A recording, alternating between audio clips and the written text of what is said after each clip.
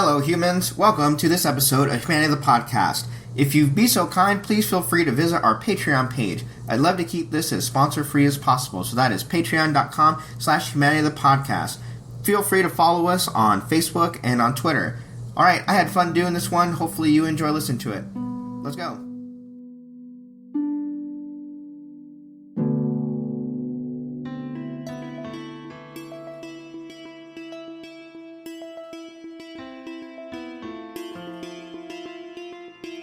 Welcome to another episode of Humanity the Podcast. This is Emilio, your host.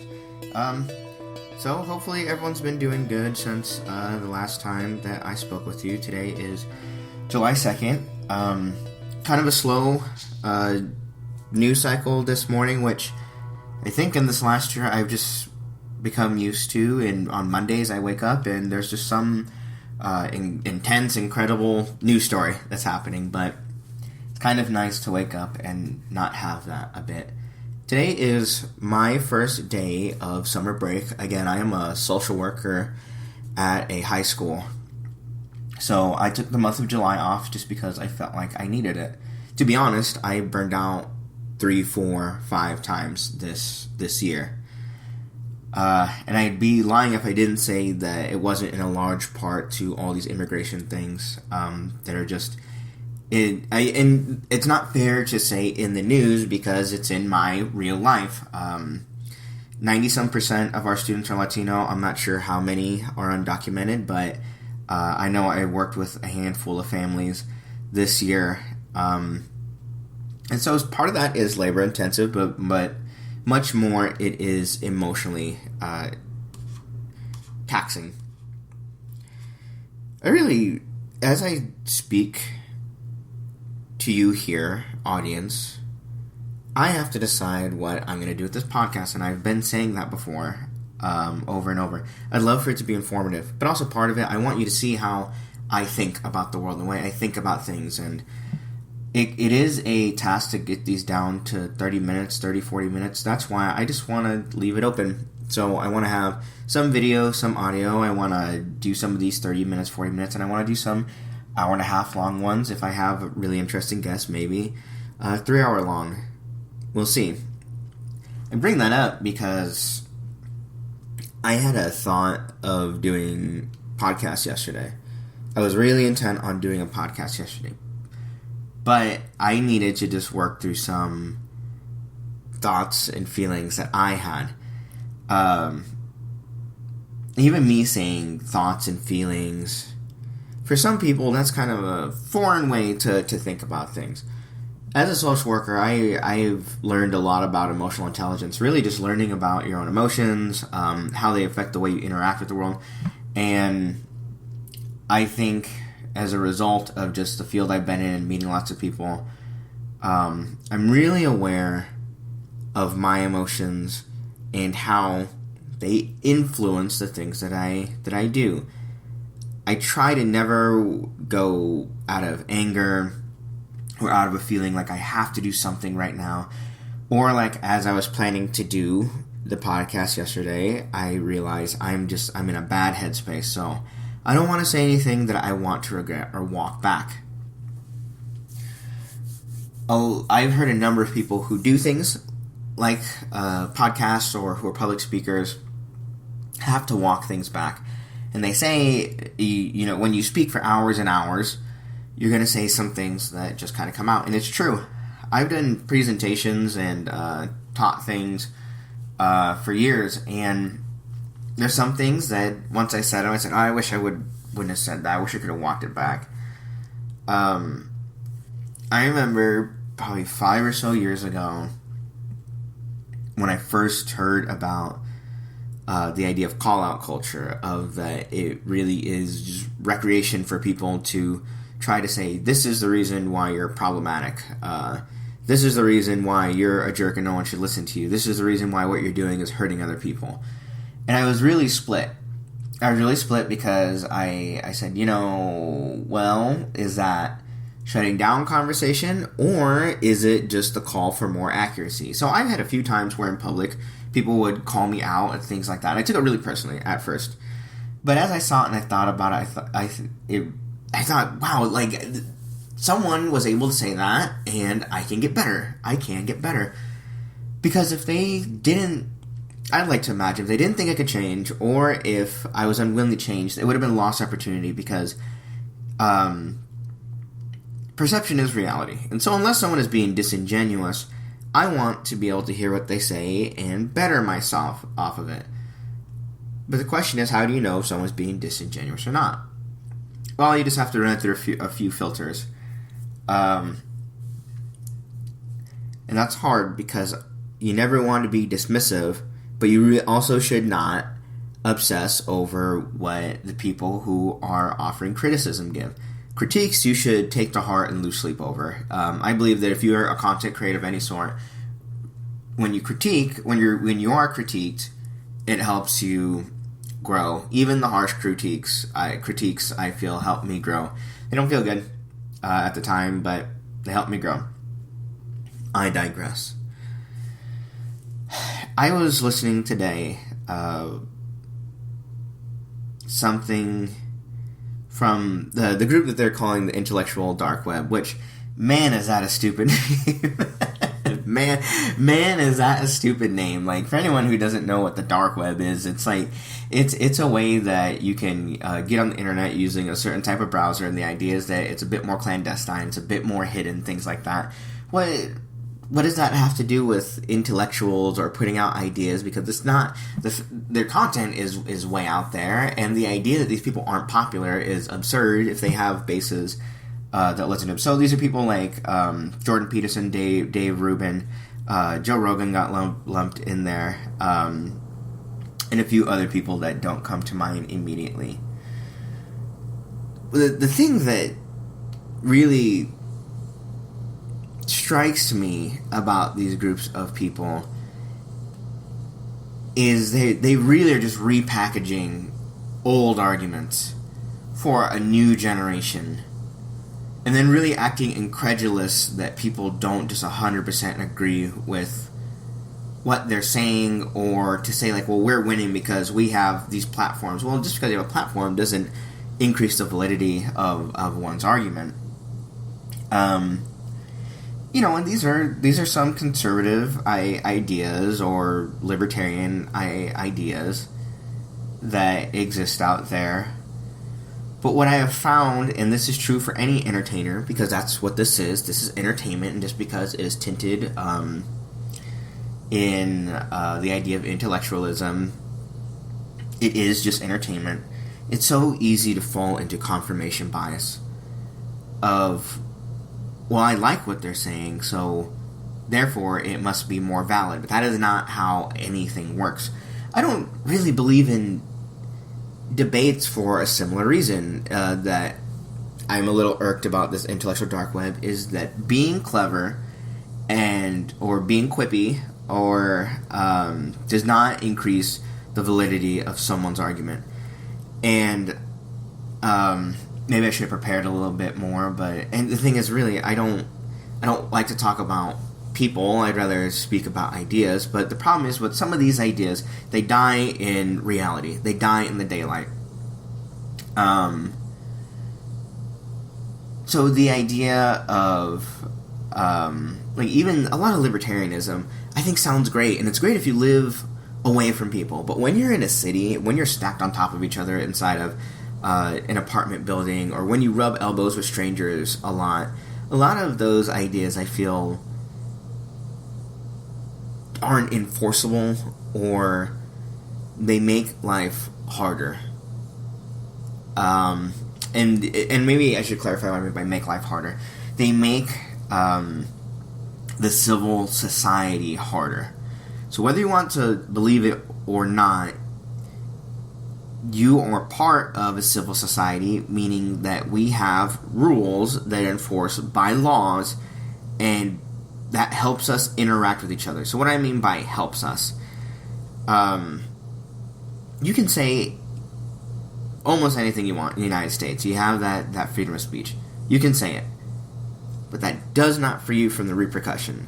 And I feel that a lot of these people from intellectual dark web, they have grown up in a certain level of the idea that I can levy ideas as theoretically as I want and nothing's going to happen. And maybe that is the way that ideas deserve to grow and live out there, but it just doesn't reflect well to reality for me. So let me give you an example from my life that I saw. So I have a good friend, and he has a friend that is a dentist, someone who just likes to talk shit online, from what I've seen. And so this person, not athletic, not probably couldn't win very many fights, but that's just my opinion. Who knows? But him and another one of my friends got an argument, and this other friend is 6'4" and knows how to at least have rudimentary fighting skills, things like that. And so, first person starts saying something. It was on Facebook, and it was disrespectful. I saw that. Second person came off. Said, "You're talking reckless." And so I had to explain to my original friend, because he said, what was happening? What was that about? And I said, oh, what happened is we have cultural gap, because despite the validity of the argument that my friend's friend was making, he was being rude. And so what my other friend was saying, you're talking in a manner that if we were by each other, I might smack you in the face. And that really is just something we are not taking into account with all of this rhetoric that's out in the media. I recorded a podcast and I lost it. It got deleted because it was kind of in between seasons. And I went on a rant. That's why I didn't want to post it right away, because it sounded like a rant. And I thought, okay, a little much, but let me boil it down. So here's hopefully where I can give you some of the ideas of that. And what I titled it is, "We Are in a Fight." And what I mean by that is that politically, right now, socially, we are in a fight at this point. The words have been said, the lines have been drawn. Some of you may have seen, I believe in Seattle, there were just some clashes between people during the immigration rallies that happened across this country. So, is the time for words done? I hope not. I hope we can keep talking, and I hope that cool heads will prevail. Because in a fight, it's not the better argument that wins. It's who's willing to do what to win. And can you beat the other side into submission? Doing that on a cultural level means that we close our doors to people. We don't meet these people. We don't learn about them. We'll take shots at them when we can. When we see one of them is suffering, we want to pile on them instead of help them out. Now, is that to say both sides are the same? No, because I will say, I didn't pick this fight. I 100% did not pick this fight. I wish I could really show the audience just how, I don't know, mundane I think my life really is, and just how unexceptional I want my life to be. I'm just a social worker, right? I want to help people who are suffering, and when I see a society that continues to target certain groups of people, it's wrong to just stand by and watch it happen. So, I feel like in a lot of ways I'm defending myself. But a lot of people are just watching this fight happen. And I will tell you, from even before I worked in a high school, just seeing fights happen, most people don't get involved in a fight. They stand around and they watch. Or they record on their phones. They like the entertainment value of it. And I think that's kind of the stage we're at right now, where most people are on the fence. But in street fights, it's never a fair fight. Someone's homie's gonna jump in, or someone's gonna fall down and get kicked in the face, or someone's gonna get in a position someone's just gonna kick all their teeth in.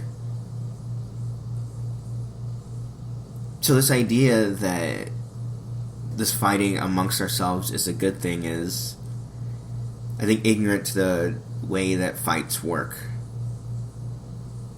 If you ever seen someone after a fight, it's not pretty. I've seen people who won fights. I used to referee mixed martial arts, and I coach jiu-jitsu at a local area gym here.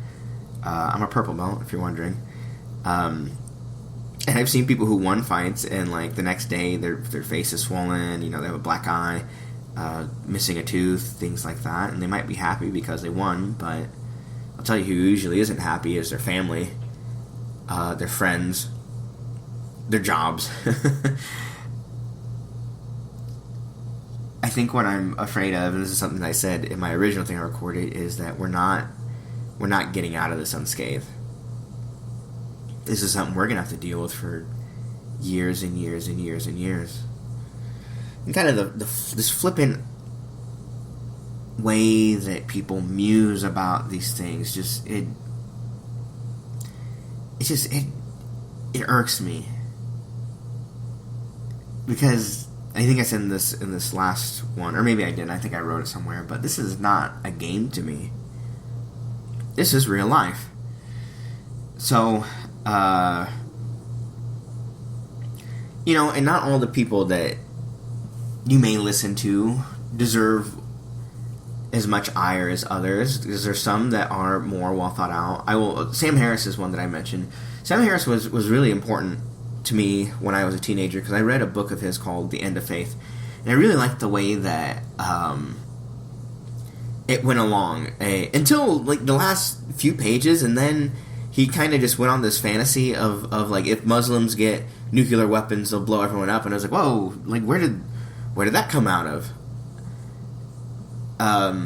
That's a conversation for another day, but I'm not saying you should never take anything that any of these people say seriously or consider it. What I am saying is that I value critical thought. That is, if someone tells me something, I don't want to believe it outright. Why would you? Lying is, and this is something I tell students who are parenting, or I tell parents of children, it's concerning to some people when their children lie. And lie. And they say, what's wrong with my child? And I'll say, well, they just don't understand the social ramifications of lying yet. They don't understand the consequences of lying yet. Because if you get off a perfect lie, like there's no consequences at all. And some people may say, like, well, then you're a liar and you might feel bad. Not necessarily. That may be you impressing your values on other people. Because there's plenty of people who lie, and they do not feel a damn thing about it. So, and I'm not saying these people are liars. What I'm saying is they may not be telling the truth, whether wittingly or unwittingly.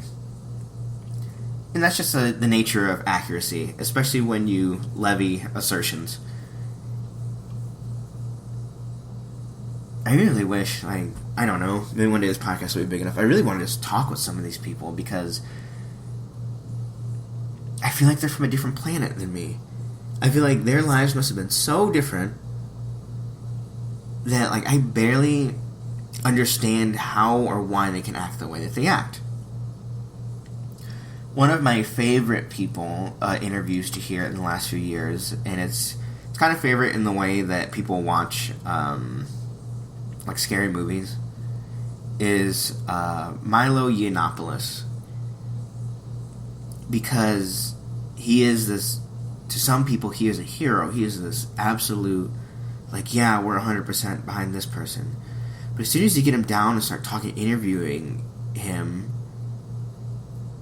I've seen him just fall apart, or he'll just be like, oh, I was just joking, or I'm not serious about that, or personal attacks. And I'm grateful for when I see things like that, because I say, like, I've known forever that these things exist.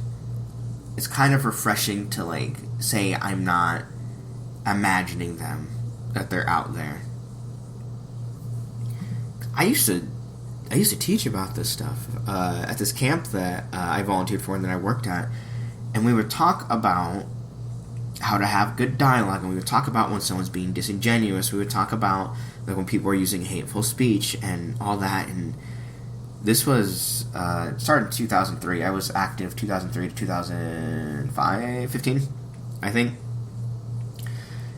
But over and over, I would hear adults, teenagers, people just be like, "Oh, racism doesn't exist anymore," or like, it's really saying like, "Oh, this is good in theory, but like this stuff is over." And I knew it wasn't because I saw it.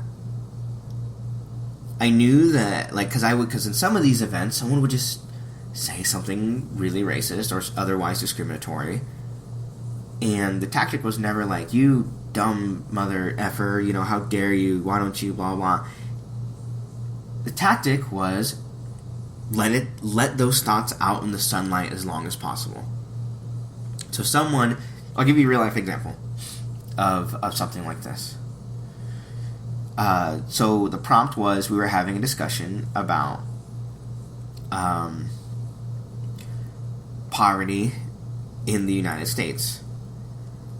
And I had a couple of teenagers say like, "Well, if you work hard, you can do anything you want." And that's what I like to call substituting substance with a platitude, right? Is like, it sounds great, but does it hold up to reality?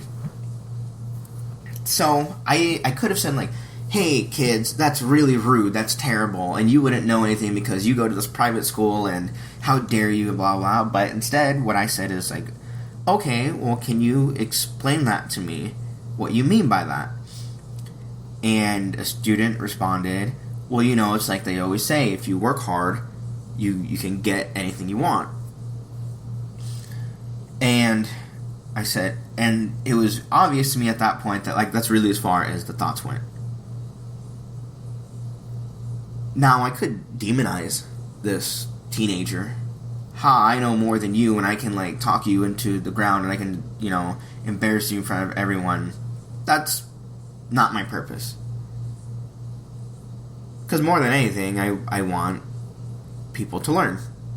Maybe there's a lesson in there for this student, but there's definitely a lesson for other students out there. So what I asked is, does anyone agree or disagree with that statement? Because I want everyone to know that when you hear things like this, you can form your own opinion also. So a girl raised her hand and immediately started talking before I even called her and said, "That's not fair to say. My parents came here from some country, and they're both doctors, and it was really hard for us because of the discrimination, and my parents still can't get jobs, or it's been really hard for us," things like that. And I saw this original student and a couple of people he was with just tune it out. Just didn't listen. Man, did that feel terrible.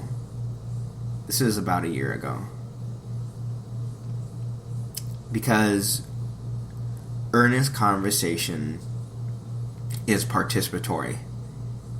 Meaning, if you're not willing to talk and to listen, then don't be surprised when people don't listen when you talk, or don't want to talk when they have a chance for you to listen. I think last time I spoke about good faith arguments. And these conversations are hard. It's okay that they're hard. When something's hard, we either power through it, or we find an easier way to go about it. It's up to people like me to help find easier ways to go about it. And so I dedicate that to you. Is like, I'm always going to try to help people with these types of conversations. So I at the end of that, or at the end of that activity, you're still in the middle of the day. I mentioned, okay, well, you've made the assertion, and I didn't say it like this. I speak pretty good teenager just because I've worked on them long enough. So I said, you said that if you work hard, you can get anywhere that you want. My father came here when he was 16. He worked in strawberry fields for 14 hours a day, blah, blah, all those things. He's not rich. So, does that mean he didn't work hard? And I didn't want them to respond. I just wanted to hear it rhetorically, because what I was trying to do is say, like, consider this point on the other side. Because I'm earnestly trying to reach my hand across and say, here's why I disagree with you. Not, oh, you're an idiot, blah, blah. But there are people out there that this type of earnest, good faith arguments do not work on. They will use the guise of free speech or of good faith arguments to clip your wings, to try to get you to lower your guard or to be vulnerable. One of the best examples I can think of this was who was it? It wasn't not Steven Crowder. Steven Crowder is still like prove so and so such and such prove me wrong. And I had a thought about that. I would love to have a thing like that of where it's like, I think this, tell me why I'm wrong. Because again, I like the critique portion of life. So I'm trying to think. It's not Steven Crowder. Sorry, you can hear me typing because I'm trying to find Richard Spencer. That's it. Let me see if I can find this clip because it really is fascinating and kind of an example of why I say that you always have to be aware whether someone is having free speech, if they're really serious about their assertions of free speech or not. So listen to this. This is Richard Spencer, which is the guy who got famously punched, and then the question was like, is it okay to punch neo-Nazis in the face? So I want to play this clip for you because I think it kind of highlights what I'm saying. So this is Richard Spencer, and I'm not really sure who he's with or what the conversation is about before this. But yeah, it's I would put our lot with the government as well as the Silicon Valley, and as many of these senators pointed out, Facebook has the equivalent of China is using their service on a daily basis, and a few multiples of that will use it on a monthly basis. I guess I might use it on a monthly basis. I simply don't use Facebook. If I log in once a month, that's a lot.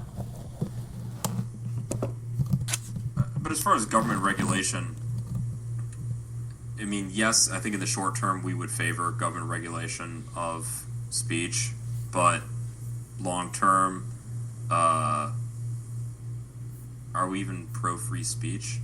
No, of course not. But we have to use this platform in order. So we're being radically honest here. Yes, yeah. Radically pragmatic. Yes. Yeah.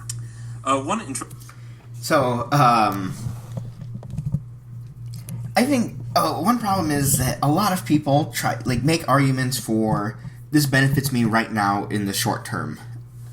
So this idea that, yeah, we're not really pro free speech, we just want to say that, put out there. Well, first of all, it's on the internet, so if you ever had a platform, goodbye to ever being invited to anyone that takes you seriously. But another thing is, that's such a short-term thinking, because if you say, oh, I don't want these rules to apply because it benefits me right now, well, always assume that whatever tools you have, the people who hate you will have them also. So would he complain if he got banned from YouTube, Twitter, etc., etc.? How do we know that we're having honest speech with someone? Hard to tell. We really need to just increase media literacy, rhetorical literacy in this country. I've been very lucky to have lots of teachers in my life that focus more on delve deep into the idea of the subject matter rather than just memory recall of dates and time, or dates and names and things like that. Because I see people who are famous, and just because they're famous doesn't mean that their ideas are more valid. I will tell you that some of the best, well thought of arguments I've ever heard were just from dedicated people. That's really the thing that has bound all of them together, is people who are just dedicated to learning about whatever they're talking about, and I respect that. I really super respect that. What I don't respect is already having just the idea in your head and then moving to supplement that with evidence. So here's, I don't want to give you homework, but I want to give you an opportunity to have a conversation with the people you care about. So here's what I want you to be able to do. I want you to go on YouTube or whatever platform that you can find, whether it's a book or somewhere. I want you to find someone you disagree with, an assertion you disagree with. And I want you to listen to it all the way through, including the context. So if it's two lines that you disagree with, listen to all 30, 20 minutes around it. Listen to it. Then, I want you to imagine that someone you care about said that. And I want you to be able to reason your way in an argument without resulting to personal insults or personal attacks. Can you do it? We need to practice these things, because if you don't have airtight arguments right now, faith is so low in each other that everyone will look for any reason to dismiss your argument like that. So I want you to get used to the idea of, how do I walk on water? Because we're going to need it. And I don't want you to get more clever. I want you to learn more. So if you could outsmart someone, out-talk them, make them feel bad, we're really doing damage in the long run. Because that's what most people are going to do. If you ever feel like being on this podcast, let me know. I'd love to talk to you. Visit us on Facebook.com/HumanityThePodcast. Follow us on Twitter @HumanityThePod. If you'd be so gracious, I'd love to have some of you sponsor us on Patreon. Shoot me an email, humanitypodcast@gmail.com. I'm going to keep trying to put these things out at least every other day, and I'll talk to you soon. Have a good one.